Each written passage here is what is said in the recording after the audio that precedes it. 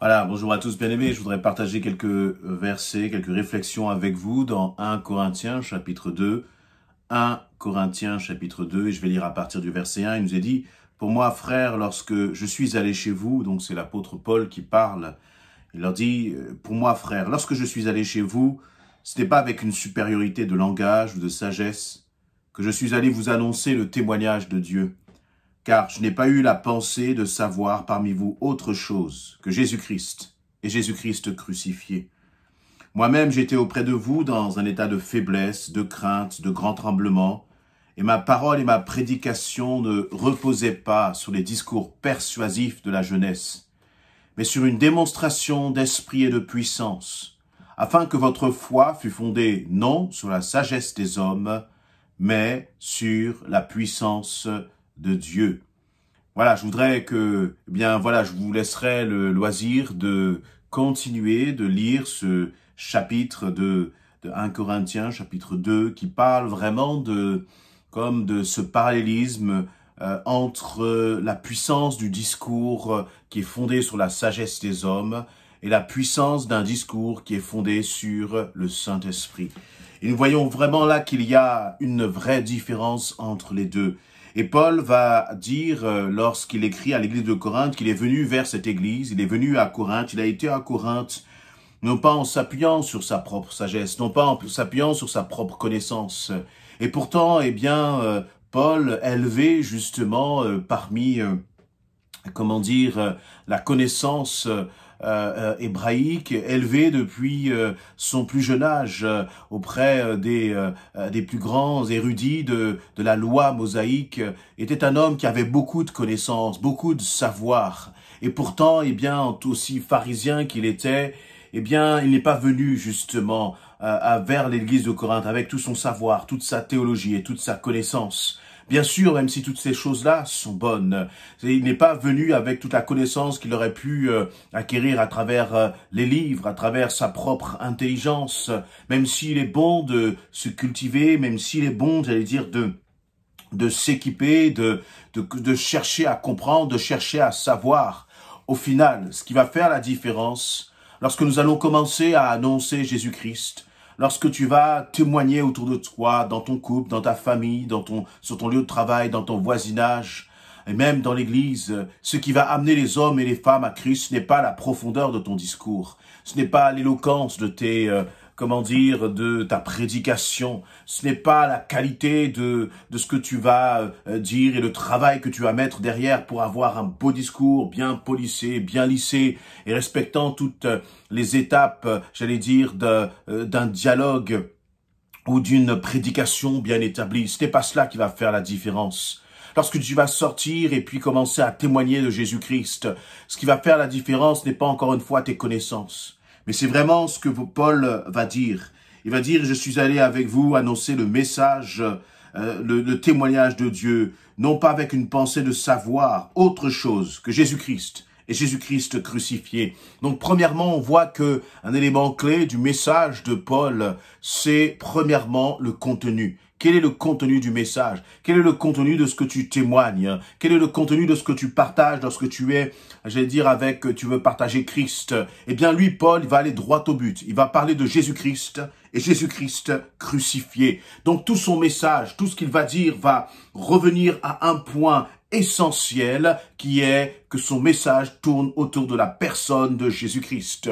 Son message ne tourne pas autour de la guérison. Cela en fait partie, bien sûr. Son message ne tourne pas autour du bien-être, de la paix que Dieu peut apporter. Cela en fait partie, bien sûr. Cela fait partie du message de la bonne nouvelle. Mais s'il y a guérison, si nous parlons de la guérison sans le message de Jésus-Christ, Jésus-Christ crucifié précisément, alors ce que nous disons est vain. S'il n'y a pas vraiment cette dimension de Jésus-Christ crucifié, eh bien notre message est un message qui passe à côté de l'essentiel. Et pourquoi c'est si important de parler de Jésus-Christ et de parler de Jésus-Christ crucifié? Parce que Jésus-Christ, eh bien c'est celui qui a été envoyé justement pour sauver le monde. Sans Jésus-Christ, il n'y a pas de salut. Alors on peut avoir et proclamer toutes les bénédictions à ce monde, mais s'il n'y a pas cette dimension de l'éternité à travers Jésus-Christ, le message est vain. Et s'il n'y a pas Jésus-Christ crucifié, le message devient inutile, parce que Jésus-Christ crucifié, cela signifie Jésus-Christ qui a vaincu la mort, Jésus-Christ qui a vaincu le péché, Jésus-Christ qui s'est donné pour l'humanité, et Jésus-Christ,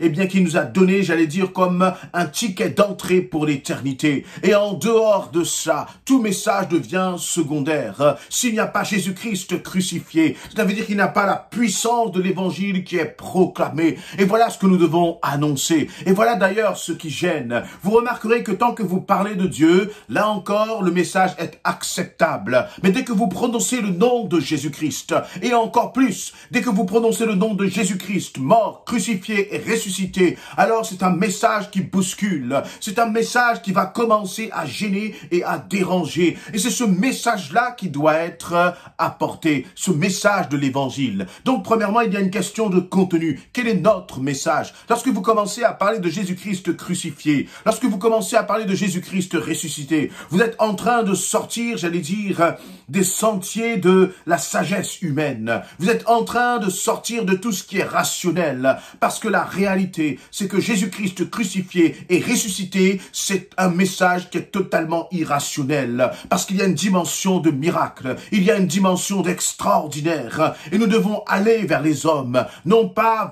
avec un message qui est uniquement rationnel, qui est uniquement philosophique, qui est uniquement scientifique, mais nous devons aller vers les hommes avec un message qui est extraordinaire, un message qui fait appel à la foi de l'autre, et non plus seulement à son côté rationnel. Eh bien oui, nous pouvons commencer à discuter, à aborder les choses du point de vue purement rationnel, mais la réalité, c'est que le message de la parole de Dieu, c'est encore une fois un message qui est extraordinaire. C'est un message qui dépasse justement l'entendement humain et qui va parler à la foi de celui qui entend et qui reçoit. C'est la Bible nous dit que c'est le Saint-Esprit qui convainc de péché, de justice et de jugement. C'est-à-dire que c'est à travers tes paroles, le Saint-Esprit va utiliser tes paroles comme un vecteur pour annoncer, pour toucher, pour transformer, pour renverser les murailles de résistance dans le cœur de celui qui reçoit cette parole. Alors, nous ne nous limitons pas justement à uniquement des raisonnements humains pour essayer de convertir, parce qu'il y a un grand danger à cela. Et le danger est exprimé dans le verset 5. Parce que Paul va dire, nous sommes venus avec vous, avec une démonstration d'esprit et de puissance, afin que votre foi fût fondée non sur la sagesse des hommes, mais sur la puissance de Dieu. Cela signifie que si quelqu'un donne sa vie à Christ uniquement sur un beau discours, il y a un danger à cela. Parce que sa foi, parce que sa croyance, parce que son engagement à donner sa vie à Christ ne reposera pas sur de bonnes bases. Il reposera sur la sagesse humaine, sur j'allais dire la puissance d'un discours, alors que ce qui est important, c'est que celui qui donne sa vie à Christ repose justement cet engagement qu'il a eu de donner sa vie à Christ, non pas sur la sagesse des hommes, mais sur la puissance de Dieu. Et donc, il est important pour nous en tant qu'enfants de Dieu, qui avons faim et soif de partager ce message de l'Évangile, de ne pas le faire en apprenant simplement des versets par cœur et en se disant, eh bien, maintenant, ça fait suffisamment de temps que je connais ma parole, que j'ai appris les versets, ça y est, je peux aller, je peux annoncer, ma tête est suffisamment pleine pour aller vers l'autre et commencer à partager la bonne nouvelle. Eh bien, je crois que ce n'est pas la bonne disposition de cœur à avoir. La disposition de cœur à avoir, c'est celle que Paul va dire. Premièrement, il va dire, je suis venu vers vous dans un état de faiblesse, de crainte et avec grand tremblement. Et ma parole et ma prédication ne reposaient pas sur les discours persuasifs de la jeunesse. Il y a là dans le discours de Paul, dans l'approche de Paul, une vraie humilité. Il n'est pas venu là et le dit avec il est venu avec un état de faiblesse, de crainte et de grand tremblement. Et je crois que cette faiblesse, cette crainte et ce tremblement reposaient très certainement sur un état d'humilité. Il n'est pas venu vers l'autre avec un regard, une attitude de supériorité, en disant « moi je sais, et toi tu es un païen, et toi tu vas entendre ». Pas du tout. Il est venu vers l'autre avec cet état d'humilité, cet état de cœur dans lequel il réalise que lui-même, il n'est pas capable de convaincre, il n'est pas capable de persuader. Mais par contre, à travers son état d'humilité, je crois qu'il s'est mis dans une disposition de cœur pour être un instrument entre les mains du Seigneur, pour être un instrument à travers lequel la puissance du Saint-Esprit va parler. Parce qu'il a dit finalement à la fin de ce verset 4, « Mais je suis venu vers vous sur une démonstration d'esprit et de puissance. » Avec quel état de cœur allons-nous vers les autres? Avec quelle mentalité allons-nous parler de Christ aux autres?